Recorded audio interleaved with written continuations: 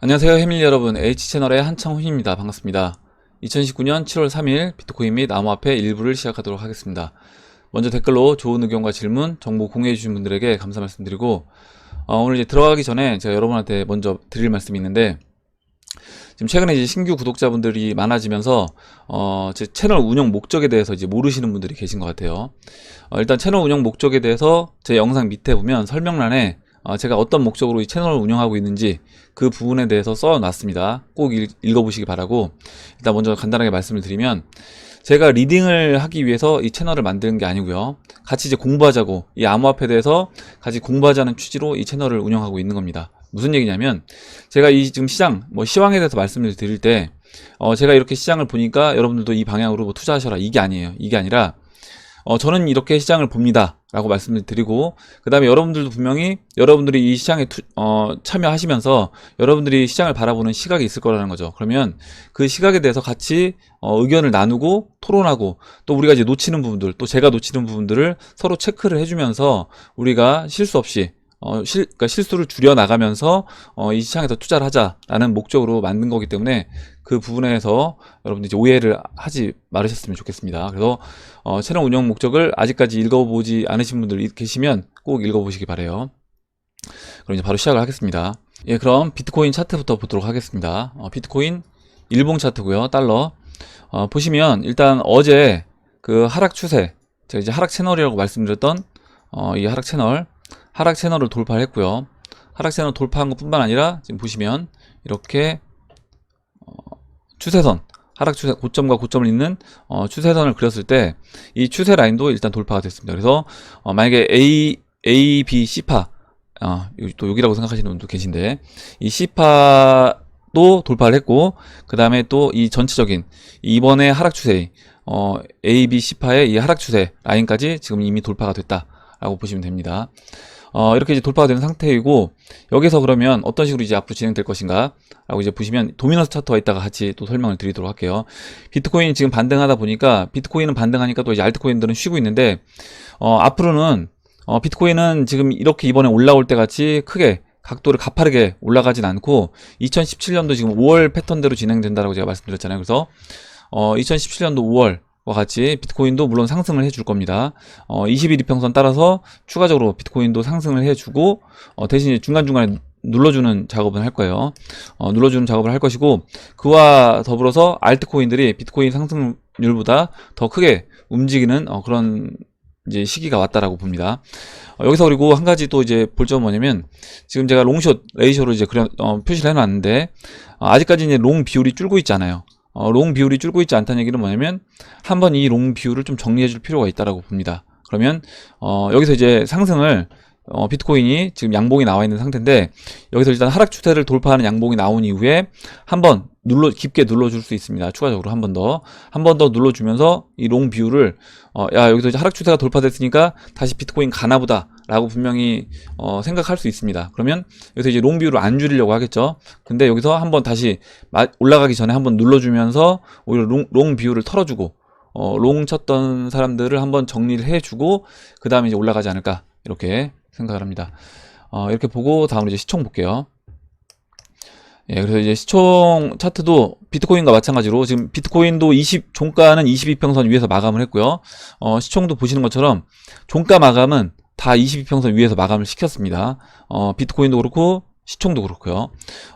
종가 마감을 일봉상 다 22평선 위에서 종가 마감을 시켜줬고, 지금 22평선 위에서 지금 양봉이 나왔습니다. 그리고 지난 직전 고점이었던 2850억 달러를 장중에는 이렇게 훼손을 했는데, 일단 봉 마감 자체를 그 이상에서, 현재 이제 3120억 달러고요. 그 이상에서 시켜줌으로써 시총 차트도 마찬가지로 이 22평선 따라서 추세적으로 저는 상승해 줄 거다라고 보고 있습니다. 다음으로 이제 숏 차트를 보면요, 보시면 숏이 이제 좀 늘어야 되는데 비트코인이 올랐는데도 숏이 늘지 않고 있어요. 이 얘기는 아까 이제 제가 말씀드렸던 것처럼 롱을 친 사람들, 아까 롱숏 레이쇼에서 롱 비율이 줄지 않잖아요. 그래서 이 롱 비율을 한번 줄여줘야 된다. 근데 당연히 안 줄이겠죠. 올라가고 있는데 줄이지 않을 겁니다. 계속해서 이제 그 이익을 극대화하려고 들고 있을 거예요. 그러면 중간중간에 한번 그 롱 쳤던 사람들을 손절을 시키기 위해서라도 한 번씩 중간중간에 이제 흔드는 작업이 필요해 보인다. 비트코인은 그렇게 봅니다. 그리고 이제 도미넌스 차트를 볼 건데, 도미넌스는 어제 제가 이렇게 이 상승 추세 라인 하나 그렸는데요. 이 라인을 깨야 된다 라고 말씀드렸는데, 일단은 이렇게 봉이 아래 꼬리를 달고 이탈하는 것처럼 보였는데, 마감 자체를 지금 비트코인이 반등을 해주면서 봉 마감 자체를 위에서 다시 지지를 받고 오히려 반등하는 것처럼 이제 보였어요. 그리고 지난 직전 고점이었던 이 63, 도미넌스 63을 깨고 내려가야 된다. 그래서 이 63과 이 상승 추세 라인을 같이 이탈하는 모습을 보여줘야지 일단 도미넌스도 추가적으로 하락 흐름으로 진행될 수 있다라고 봅니다. 예, 이렇게 이제 설명드리고 그럼 Q&A로 들어가도록 할게요.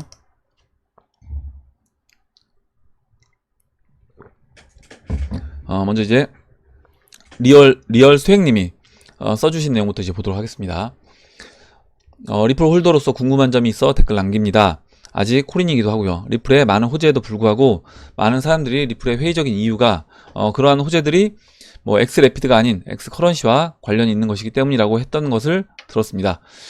이장님은 이것에 대해 어떻게 생각하시는지 궁금하고 혹시라도 이전 영상에서 말하셨던 적이 있다면 댓글이라도 좀 부탁드립니다. 얘기를 해주셨고, 일단 어제 영상에서 일정 부분 어느 정도 얘기를 했습니다. 어제 이제 특히 그 리플에 대해서 안 좋게 이야기하는 분들, 그리고 이제 그런 분들에 대해서 또 왜 이런 이유로 나는 리플 투자하면 안 된다 라고 생각하는 부분들을 설명을 드렸어요. CJ님 또 의견 주셨던 분들, 그리고 또 다른 비웨이브님이 써주셨던 의견도 같이 봐서 말씀을 드렸고요. 일단 6월의 기영님이 일단 작성해 주신 내용을 먼저 읽고 설명을 또 드리도록 하겠습니다. 6월의 기영님이 이제 앞에 부분은 생략을 하고 중간 부분부터 써주신 내용 이제 볼게요. 띄어쓰기 안 돼 있어서 읽기가 좀 잠깐 체크를 제가 어디서부터인지, 이게 좀 글을 써주실 때 엔터를 중간중간에 쳐주시면 감사하겠습니다. 아마 크롬이 아니면 이렇게 엔터가 또 안 먹는 경우가 있다라고 하더라고요. 예, 여기서부터 이제 읽도록 할게요. 일단 이 첫째, 제일 중요한 건 규제가 명확해져서 지금 눈치 보고 있는 기관들이 무리 없이 진입이 되어야 한다. 둘째, 엑스래피드에 충분한 유동성이 실리는 시기, 그때부터 XRP는 서서히 우상향을 시작할 것이고 언제일지 알 수는 없지만, 세 번째, 금융기관이 직접 XRP를 보유하기 시작하는 시점에는 급격한 가격 상승을 볼 수 있을 거라고 봅니다.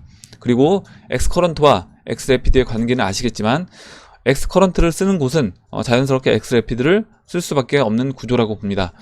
실제로 리플사가 하고 싶은 건 세틀먼트, 즉 직접 커런시를 빠르게 실시간으로 움직이고 싶은 건데, 그걸 하려고 보니 페이먼트, 즉 거래 원장 업데이트가 기존 스위프트의 메시징 시스템하에서는 너무 오래 걸려서 짜증나서 만든 게 엑스커런트라고 보시면 됩니다.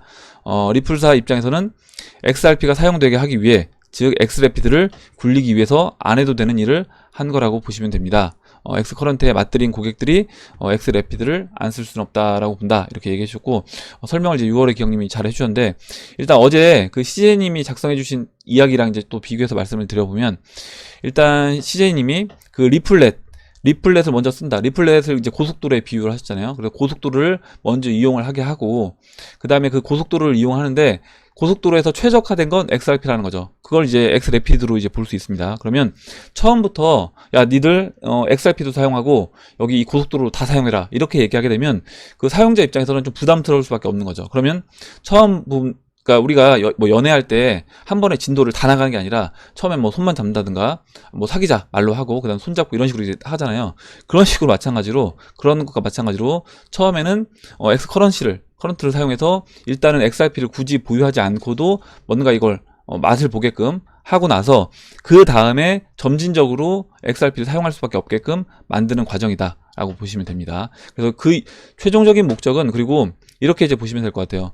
XRP는 제가 이제 모든 화폐의 브릿지 역할을 하는 게 이제 XRP라고 말씀드렸잖아요. 이 모든 화폐는 법정화폐, 그리고 지금 나중에 암호화폐까지 다 포함이 되는 겁니다. 그리고 법정화폐는 이제 스테이블 코인으로 전환이 될 거예요. 그래서 디지털화 전환될 거고, 이렇게 되는 과정 안에서 중간에 XRP가 있는 거다 라고 보시면 될 것 같습니다. 그 과정에서 처음에는 뭐 엑스커런트만 이래도 이제 먼저 사용하게끔 만들어 놓고 그 이후에 엑스래피드로 넘어갈 수 있게끔 만들 거라고 생각을 합니다. 다음으로 황리플님이 오랜만에 이제 댓글 남겨주셨는데 한번 읽어보도록 할게요. 리플 4,000원 불가능함. 어제 이제 일부 영상 제목 보고 다셨는데, 리플 4,000원 가로 열고에 너가 파는 건 불가능하다, 이렇게 써주셨는데요. 아마 이제 이런 의미로 써주신 것 같아요. 뭐냐면 일단 4,000원 가는데 4,000원 가는데 대부분 사람들이 4,000원 가기 전에 아마 1,000원도 가기 전에 많은 사람들이 털릴 거다. 이런 의미를 이제 써주신 것 같습니다. 그리고 이제 CJ님이 댓글 남겨주셨는데 와 언니가 기승전기 명언도 만들어내고 조직 탈퇴하려는 리플러들 그 뭐야 황초리죠. 황초리 들고 다니며 정신 차리게 해준다는 황언니인가봐요. 난 이 채널 댓글부대 특수요원 CJ라고 합니다. 이렇게 만나게 돼서 반가워요. 써주셨습니다. 예. 예, 그리고 예, 한번 읽어봤고요. 일단 황리플님도 그 리플 관련된 방송 해주시고 이렇게 멘탈 좀 못 잡으시는 분들 이렇게 멘탈 잡을 수 있게끔 이렇게 방송해주고 계시니까 관심 있으신 분들은 한번 가서 구독 누르고 방송 봐주시면 감사하겠습니다. 이렇게 말씀드리고 다음 보도록 할게요. 다음으로 하늘소망님이 써주셨는데 마지막쯤에 6.25 훈련 얘기 나오니까 군대 생각나네요. 남자분들 군번 공개 어때요? 저는 9호 군번입니다. 저는 이제 9호 학번인데 나이가 저보다 좀 더 있으신 것 같아요. 우리 독일계 여대생 CJ님도 군필이실 것 같은 이 느낌을 뭘까 써주는데 코인챔프님이 98-27사 나오셨대요. 근데 CJ님이 군필이 뭐예요 해놓고 밑에 이색 질각 빛나는 우리의 사단 장부 뭐 이 의미 맞는지 모르겠는데 이렇게 27사단 그 사단가를 이제 올려주셨습니다. 그래서 보통 이제 이런 사단가라든가 저는 이제 1사단 나왔는데 이렇게 사단가 보면 음이 다 비슷하더라고요. 1사단 천하의 1사단 이렇게 나오는데 예, 일단 한번 노래 불러봤습니다. 죄송합니다. 빨리 넘어가도록 할게요. 예. 여자분들 싫어하실 것 같아요. 군대 얘기하니까 또 군대 얘기에다 또 사단가까지 부르니까 싫어하실 것 같습니다.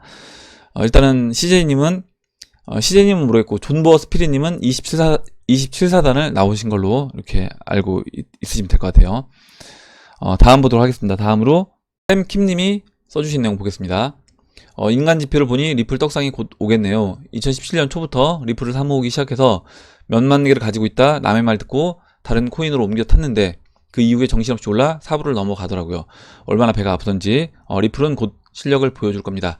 예전의 실패를 교훈 삼아 존버하렵니다. 이렇게 얘기해 주셨고 제가 이제 샘킴님 이 글을 읽어드린 이유는 뭐냐면 이렇게 그 리플을 2017년도에 들고 있다가 이렇게 중간에 다른 코인으로 옮겨 타서 경험을 해보신 분들은 알고 있어요. 리플이 이런 식으로 사람 진을 완전히 다 빼놓은 다음에 그 다음에 이제 올라간다는 걸 알고 있기 때문에 이렇게 이제 버티실 수 있는데 이거를 이제 경험 안 해본 분들 그냥 리플만 이번에 처음 리플 들어와서 갖고 있는데 보니까 리플 말고 뭐 비트코인 캐시 뭐 이더리움 다른 알트코인들 웬만한 알트코인들은 막 올라가는데 리플은 올라가는 것 같지도 않고요. 이렇게 이제 보다 보니까 야, 이거는 진짜 안 가나 보다 이런 생각이 들 수 있습니다. 근데 이렇게 경험을 통해서 한번 느끼신 분들은 안다는 거죠. 리플 이 암호화폐 특징이 이런 식으로 차트가 움직인다는 걸 알고 있기 때문에 제가 그 부분을 여러분들도 간접 경험하시라고 읽어드렸습니다.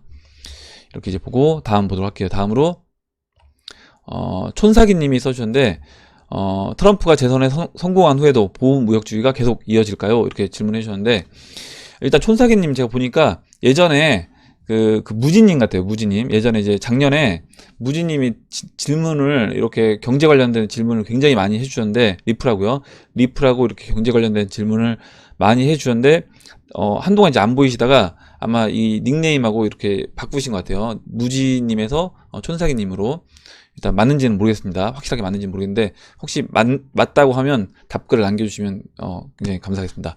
제가 이제 무지님 어디서 활동을 하시는지 아니면 어디 가셨는지 궁금했었거든요. 그래서 한번 댓글 남겨주시면 감사하겠고요. 일단 트럼프가 재선에 성공한 후에도 보호무역주의가 계속 이어질 거냐? 라는 부분은 저는 이제 이어질 거라고 봅니다. 그렇게 이제 보는 이유는 지난번에 이제 트럼프 대통령이 이런 이야기를 했어요. 뭐냐면 지금 만약에 중국이 내가 혹시라도 재선에 내가 성공 못할 것을 생각해서 지금 이렇게 그 미중 무역 협상을 딜레이 시키고 연기 질질 끌려고 한다라고 하면 그거는 오산이다. 니들 오해다. 나는 내가 재선에 성공한 후에도 계속해서 압박을 가할 거다. 이런 얘기를 했습니다. 그러면 미중 무역 협상이 저는 원만하게 이루어진다라고 하더라도 그 이후에도 그 트럼프 입장에서 이 지금 미중 무역 협상의 최종 목적은 그 패권을 가져오는 겁니다. 다시 패권 자리를, 그러니까 중국이 다시 기어오르지 못하도록 완전히 밟아놓는 게 이제 최종 목표이기 때문에 그렇게 하기 위해서는 당연히 그 이후에도 저는 이 보호무역주의는 계속해서 이어져 나갈 거다라고 봅니다. 예, 이렇게 이제 말씀드리고 어디까지 제 개인적인 의견이에요. 다음 보도록 할게요. 다음으로 이은경님이 써주신 내용 볼게요. 저는 어린 남자 아이 둘 키우고 있는 육아맘 흑우입니다. 이번 하락장에 힘들어하시는 분들이 계실 것 같아 조심스레 제 경험을 적어볼까 해요. 저는 2018년만 생각하면 너무 후회가 됩니다. 그 이유는 1월 리플 최고점에 물린 것도 있지만 그건 아주 일부고요. 큰 이유는 원금이 계속 줄어드니까 멘탈이 나가서 사랑하는 가족, 특히 어린 아들 둘과 행복하게 보내야 할 시간에 눈 뜨면 가격 올랐나 어플 확인하고 좀 떨어지면 아이들한테 짜증내고 코인 노예로 살았기 때문이랍니다. 지금은 공부도 조금씩 하고 멘탈도 강해져서 잘 지내고 있지만 그때만 생각하면 아이들한테 너무너무 미안해요. 지금 힘드신 분들, 실력이 뛰어나셔서 단타로 수익 내실 수 있는 분들 말고는 평소대로 일상생활 열심히 하시면 진짜 빵끝 웃는 날 올 것 같으니 다 같이 힘내면 좋겠습니다.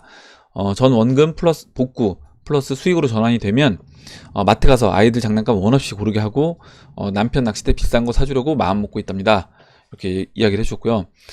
일단 저도 이제 여러분들한테 제가 이은경님이 지금 써주신 내용을 이제 말씀드리고 싶어요. 뭐냐면 우리가 암호화폐 투자를 하고 있지만 여기서 이제 이 시장에 대해서 일단 부정적으로 볼 필요도 없다. 그리고 부정적이고 굉장히 좀 비관적으로 이 시장을 보시는 분들은 저는 이 시장에서 저는 좋은 결과를 낼 수는 없을 거라고 봅니다. 그래서 일단 이 시장에 참여를 하면서 항상 내 마음이 짜증이 나고 스트레스 받고 있다라고 하면 여기서 저는 좋은 결과로 이어지긴 쉽지 않고요. 그거는 일상생활도 유지가 되기 힘든 겁니다. 지금 이제 이은경님이 얘기해 주셨던 것처럼 이 중간중간에 뭐 30%, 40% 특히 이제 알트코인들 같은 경우는 아마도 이번에 알트코인들이 한번 상승을 하고 나면 뭐 반토막이 아니라 4분의 1 토막, 그리고 심하면요 10분의 1 토막도 또 나올 거예요. 그러면 10분의 1 토막이면 만약에 분명히 알트코인들 또 고점에 들어가는 사람들이 있을 겁니다. 그러면 10분의 1 토막 1억을 넣으면 1000만 원밖에 안 남는 그런 상황이 또 벌어질 수 있을 건데, 그럴 때마다 내가 이제 누군가한테 짜증을 내기보다는 이 시장에 대해서 이제 오히려 공부를 하고 여유 있게 좀 더 마음을 두고 바라볼 수 있게끔 저는 하셔야 된다라고 봅니다. 그래서 이제 좀 더 이제 일상을 훼손하지 않는 범위 내에서 우리가 암호화폐 투자를 해야 된다. 이 부분 이제 말씀드리고 싶어요. 예. 그리고 다음 보도록 할게요. 다음으로 건보이님이 좋은 내용을 써주셔서 이제 읽어보겠습니다. 비트코인이 자체 기능적으로 이제 쓸모가 없는 코인이라고 생각하시는 분들에 대해서 참고가 될지 모르겠지만 짧은 지식으로 소견을 남겨봅니다. 이렇게 얘기해 주셨고, 일단 비트코인은 굉장히 비트코인도 극단적으로 갈리는 것 같아요. 그러니까 비트코인을 진짜 좋게 보시는 비트코인 완전 옹호론자들도 있고, 비트코인은 이거는 일단 비트코인이 시작은 했지만 이거는 이제 쓸모가 없다, 이렇게 보시는 분들도 시장에 또 많이 계신 것 같습니다. 첫 번째 이제 읽어볼게요. 첫 번째, 비트코인은 블록체인 중에 가장 보안성이 높습니다. 비트코인은 블록체인 기술의 시초급으로 구조 자체는 초기 형태입니다. 때문에 비트코인은 블록체인 분야에서 기술적으로 구식이고 느립니다. 하지만 그로 인해 현존까지 나온 블록체인 중 검증이 가장 많이 되었습니다. 또한 블록체인 처리 속도와 보안성은 반비례한다라고 볼 수 있다. 느릴수록 보안성이 높고 빠를수록 보안성이 취약합니다. 그로 인해 현재까지는 블록체인 중 보안성이 가장 높고 안전하다고 볼 수 있을 것입니다. 둘째, 기술의 높은 완성도입니다. 비트코인 창시 시자는 사라졌습니다. 하지만 네트워크는 계속 유지되고 있습니다. 왜 그럴까요? 아마도 P2P 지불이라는 용도는 단순하지만 목적에 부합한 임무를 오차없이 충실히 지속하고 있기 때문이 아닌가 생각합니다. 이렇게 얘기를 해주셨고요. 중간 이제 생략을 할게요. 그리고 세 번째, 데이터의 무결성입니다. 꼭 원장의 거래 내역이 아니라도 블록에 한번 기록된 데이터는 삭제 및 수정이 현실적으로 불가능합니다. 이러한 특징은 여느 알트코인 역시 마찬가지일 테지만 비트코인 네트워크의 경우는 조금 특별하다고 볼 수 있습니다. 창시자가 없는 비트코인은 오로지 커뮤니티와 시장 참여자, 참여 개발자 등의 힘으로만 유지가 되고 있고 거버넌스를 보유하고 있기에 상대적으로 알트코인에 비해서 신뢰 구조가 두텁습니다. 때문에 임의의 프로토콜 변형이 특히나 불가능하기에 아이러니하게도 데이터의 변질 가능성도 상대적으로 낮다고 볼 수 있습니다. 그리고 이제 넷째, 기술의 파생력입니다. 블록체인이라는 기술이 처음 배울 때 꼭 거쳐가는 관문이 비트코인이다 라는 거. 그래서 물론 이제 비트코인과 약간 다르게 대안 기술로서 여러 가지 이제 지금 방식이 나오고 있습니다. 뭐 홀로체인이라든가 뭐 코르다 등 역시 여러 가지 문제 해결, 그리고 뭐 아이오타도 그렇게 또 볼 수 있고요. 이거는 뭐 약간 비트코인하고는 다른 어떤 개념이다라고 해서 나오는 그런 코인들이 있는데, 어찌 됐든 간에 저는 그것들도 결국에 비트코인이 있었기 때문에 거기서 파생돼서 나왔다. 약간 별개의 어떤 다른 시스템이라고 하더라도 비트코인이 없었던 상황에서 그런 코인이 만들어질 수 있을까라고 생각을 해보면 저는 이제 그러긴 쉽지 않다고 봐요. 다섯 번째, 자본시장의 편입성이 가장 높다. 이 부분은 이제 기술적 기능과는 별개인데, 투자 관점에서 비트코인이 가지고 있는 가장 큰 특징이자 잠재력이기에 빼놓을 수 없다. 그래서 기관 투자자들, 지난번에 써주셨지만 기관 투자자들이 시제님이 써주셨는데, 이 시장에 들어오기 위해선 당연히 대표적인 코인인 이 비트코인을 일정 부분 포트폴리오에 담아 놓을 수밖에 없는 겁니다. 그렇게 보면 당연히 이제 이 시장에서 비트코인이 사라지는 건 좀 쉽지 않다라고 봐요. 저도 이렇게 이제 보고 좋은 내용 써주셔서 읽어봤고요. 다음 보겠습니다. 다음으로 오덕후님이 써주신 내용 볼게요. 베어러블 가이의 달과 선글라스 XRP 로고가 일식을 의미한다는 해외 트윗이 돌고 있습니다. 일식은 한국 시간으로는 3일 새벽입니다. 이렇게 해주셨고, 링크를 이제 2개 걸어주셨는데, 간단하게 보면 베어러블 가이의 이 선글라스 끼고 있는 게 어떤 단서를 제공하고 있는 거 아니냐. 그리고 또 보시면 베어러블 가이 수수께끼에서 지금 이제 일식 7월 2일 일식이 있는데, 이게 이제 우리나라 시간으로 했을 땐 7월 3일 이제 새벽이라고 말씀을 해주셨는데, 일단 보면 지금 뭐 오늘 새벽에 뭐 특별하게 XRP 가격이 변동되는 사항은 없어요. 특별한 변동 사항은 없는데, 일단 비트코인은 하락 추세를 오늘 새벽에 돌파했죠. 비트코인은 돌파했고, 이미 전에 그 XRP는 이번 주 초부터 움직이기 시작했다라고 봅니다. 그 BTC 마켓에서 이번 주 초부터 움직이기 시작했고, 그렇게 보면 이번 주 복마감, BTC 마켓에서 이번 주 그 XRP 복 마감이 어떤 식으로 흘러가는지를 보게 되면 앞으로 향후 흐름도 저는 이제 기대를 해볼 수 있다라고 봅니다. 이렇게 이제 보고 다음 보도록 할게요. 다음으로 롤로 노아 조로님이 써주신 내용 볼게요. 2017년 12월 이후로 지금까지 물려 있었고 물타다 보니 현재는 마이너스, 이 금액은 안 써주시기 바랍니다. 앞으로 금액은 얼마입니다. 원금 이제 얼마에서 남은 업비트 잔고 얼마 남았다 써주셨고요. 최근 들어서 대출 땡겨서 더 넣어서 이제 마이너스 얼마인데, 제 코인 인생의 담비 같은, 이거는 이제 생략을 하고요. 일단 제가 지금 28살이라고 하셨고, 여기 이제 밑에 읽어보니까 이제 한때 뭐 또 안 좋은 극단적인 생각도 하셨다라고 해요. 그래서 베티서님도 이제 걱정이 돼서 써주셨습니다. 매우 위험한 투자 방법인 것 같아요. 개미들이 고래를 이길 수 있는 유일한 수단은 시간 아니겠어요. 그렇게 대출로 투자를 하게 되면 시간에 쫓기게 되니 손실로 가기가 매우 쉽다. 바꾸지 못하면 복구하더라도 또다시 손실로 가기가 쉬우니 이렇게 기운 내시라고 이제 얘기해 주고요. 이제 베티서님한테도 감사드리고, 일단 제가 롤로 노아 조로님한테 드리고 싶은 말씀은, 일단 베티서님이 다 해주신 내용입니다. 제가 이제 개인 투자자들이 이 시장에서 성공하기 위해서는 2가지 조건이 있다라고 했어요. 그러니까 이 시장에 대한 확신, 그러니까 롤로 노아 조로님은 아마 이 시장에 대해서 확신이 있으시니까 이렇게 무리하게 대출 받아서 투자를 하시는 거라고 봅니다.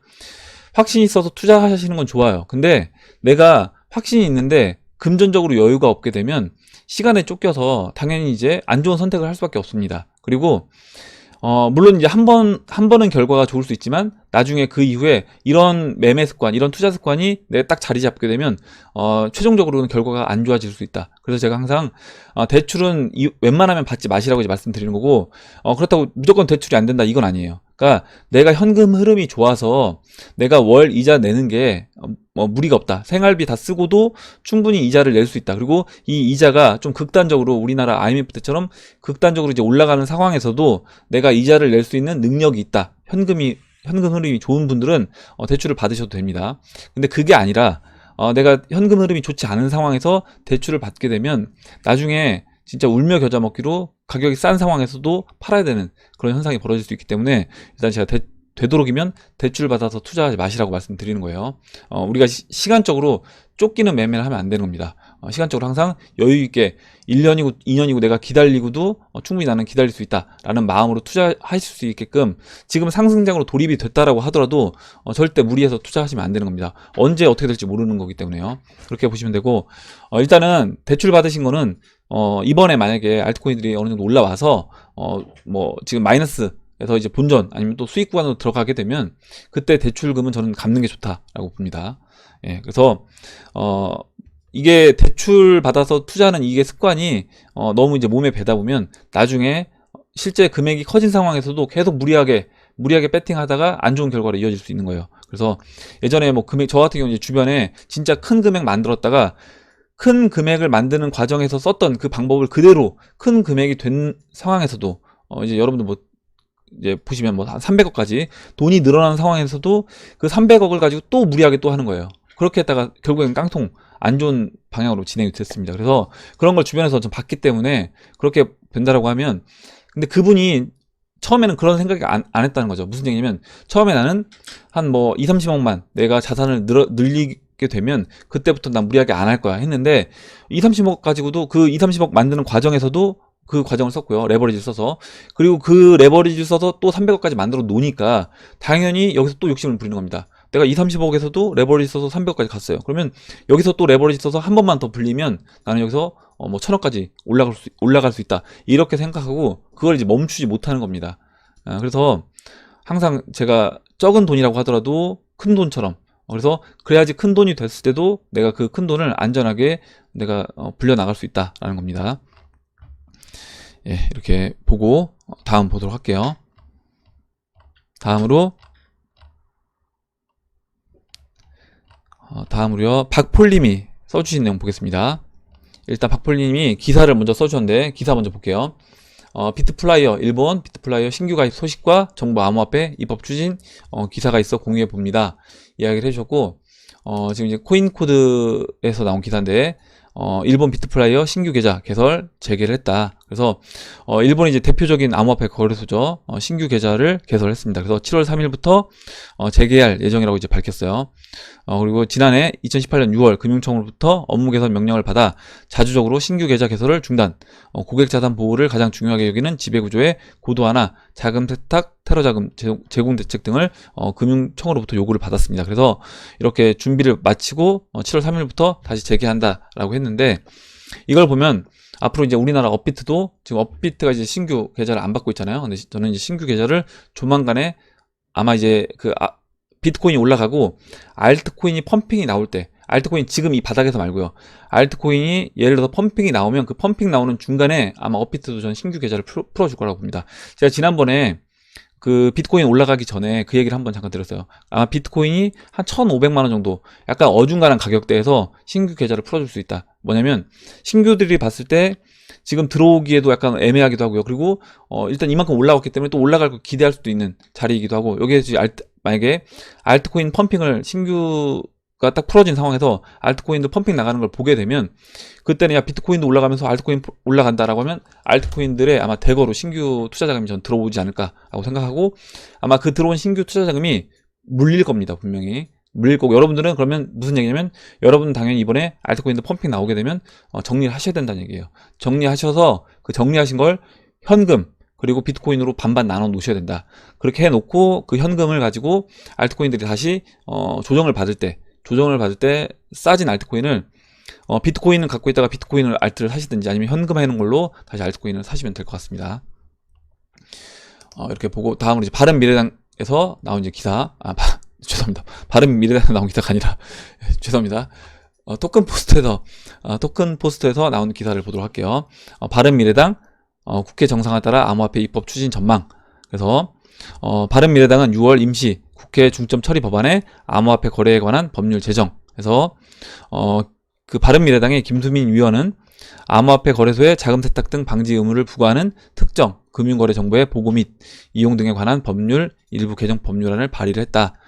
그리고 이제 정병국 의원도 거래소의 예치금과 피해 보상 계약, 보안 대책 수립 의무 등 이용자 보호 방안을 담은 암호 통화 거래에 관한 법률 제정안을 발의한 바 있다라는 기사입니다. 그래서 일단 우리나라 이런 법 같은 경우는 미국에서 이렇게 제도권으로 이 암호화폐 시장이 완전히 들어오게 되면 저는 법안은 빠른 속도로 저는 진행돼서 처리가 될 거라고 봐요. 금융 세력이 이렇게 원하는 방향대로 갈 수밖에 없다, 우리나라는. 이렇게 봅니다. 좋은 기사를 이제 공유해 주셔서 봤고요. 마지막으로 박폴님이 좋은 또 이야기를 써주셔서 마지막으로 그것만 이제 보고 마무리하도록 하겠습니다. 마지막 읽어볼게요. 요즘에 이제 그 신삼국지를 보고 계신데요. 유비가 유표에 몸을 의탁해 신야성에 머무를 때 채모에 의한 위험에서 도망쳐 수경 선생을 만나는 장면이 있는데, 군사를 얻고자 하는 유비의 청에 수경 선생의 말이 꼭 저에게 하는 말 같더군요. 장군, 때를 기다리시오. 때가 오지 않으면 운도 따르지 않는 법. 때가 오면 흐름을 따라가면 됩니다. 그래서 일단 우리가 지금 너무 급하게 할 필요 없다는 거죠. 그리고 이 시장이 진짜 흘러가는 시장이다, 상승장으로 흘러가는 시장이라고 하면 그 시장에 그냥 몸을 맡기면 되는 겁니다. 여기서 내가 때가 되지도 않았는데 막 그 모든 전투에서 내가 이기려고 하게 되면 오히려 피해를 볼 수 있다. 우리의 최종 목적은 전쟁에서 승리하는 겁니다. 그리고 중간중간에 전투에서는 질 수도 있는 거고요. 그리고 기다릴 줄도 알아야 된다. 이 말씀을 끝으로 오늘 영상을 마무리하도록 하겠습니다. 예, 오늘 나온 얘기들 중에 여러분들 뭐 궁금하신 내용, 또 의견, 같이 이야기하고 싶은 정보 있으시면 정보를 공유해 주시면 같이 이야기해보는 시간을 가져보도록 하겠습니다. 예, 댓글 남겨주신 해밀리 여러분들 다시 한번 감사드리고 끝까지 영상 시청해주신 해밀리 여러분들 감사합니다. 예, 그럼 이상으로 영상을 마치도록 하고, 영상이 도움이 되셨다면 좋아요와 구독 버튼 그리고 알림 종 버튼을 눌러주세요. 감사합니다.